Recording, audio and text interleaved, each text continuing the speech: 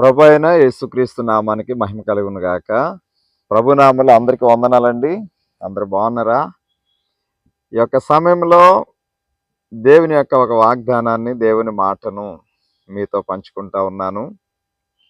యోబు గ్రంథము 22వ అధ్యాయము 28వ వచనములో, నీ మార్గముల మీద వెలుగు ప్రకాశించును, నీ మార్గముల మీద వెలుగు ప్రకాశించునని ప్రభు వాగ్దానం చేస్తా ఉన్నారు. ఈరోజు మన జీవితాలు గాఢాంధకారంలో ఉన్నా, కటిక చీకటిలో ఉన్నా, ఏ పరిస్థితిలో ఉన్నా భక్తుడు అంటూ ఉన్నాడు, గాఢాంధకారపు లోయలో నేను సంచరించినా సరే నేను దేనికి కూడా భయపడను, నీ దుడ్డు కర్రయు నీ దండమును నన్ను ఆదరించును అంటూ ఉన్నారు.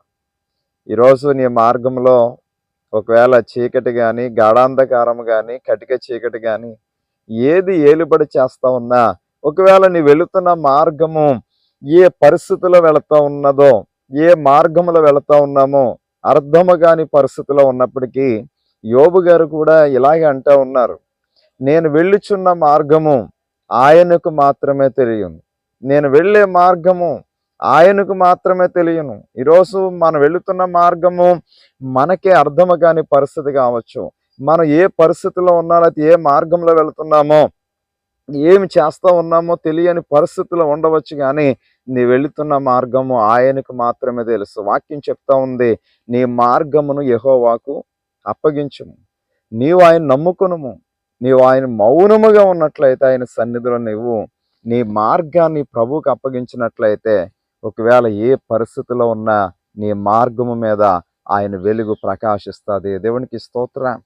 ఖచ్చితంగా ప్రభు తన కార్యాన్ని జరిగించేవారు. ఎందుకంటే కీర్తన 119 105వ వచనంలో వాక్యం చెప్తా ఉంది, నీ వాక్యము నా పాదములకు దీపము, నా త్రోవకు వెలుగై ఉన్నదని. ఈరోజు నీ పాదములకు, నీ మార్గమునకు దేవుని యొక్క వాక్యము వెలుగై ఉన్నది. ఈరోజు ఏ పరిస్థితిలో ఉన్నా, లేకపోతే యోబు పరిస్థితులు మనం చూస్తూ ఉంటే అన్నీ కోల్పోయాడు, అన్నీ నష్టపోయాడు. ఆ ఎలీఫజ్ అని ఆయన అంటూ ఉన్నాడు, నీ మార్గముల మీద ఆయన వెలుగు ప్రకాశిస్తుందని.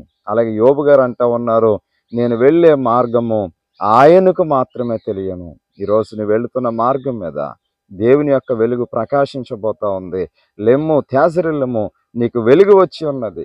కటిక చీకటి భూమిని కమ్మినప్పటికీ, జనములను ఆ చీకటి కమ్ముతూ ఉన్నప్పటికీ నీ మీద ఆయన వెలుగు ఉదయిస్తూ ఉంది, నీ మీద ఆయన మహిమ ఉదయిస్తూ ఉన్నది. ఖచ్చితంగా నీ మార్గమును దేవుడు వెలిగించబోతున్నాడు, నీ జీవితాన్ని వెలిగించబోతున్నాడు, ఆశీర్వాదకరంగా మార్చబోతున్నాడు. తన కార్యాన్ని ప్రభు చేయబోతున్నాడు. ఆయన వెలుగును నీ పైన ఆయన విడుదల చేస్తా ఉన్నాడు. దేవునికి మహిమ కలుగును గాక. ప్రభు నామములో అందరికీ వందనాలు తెలియచేస్తా ఉన్నాను.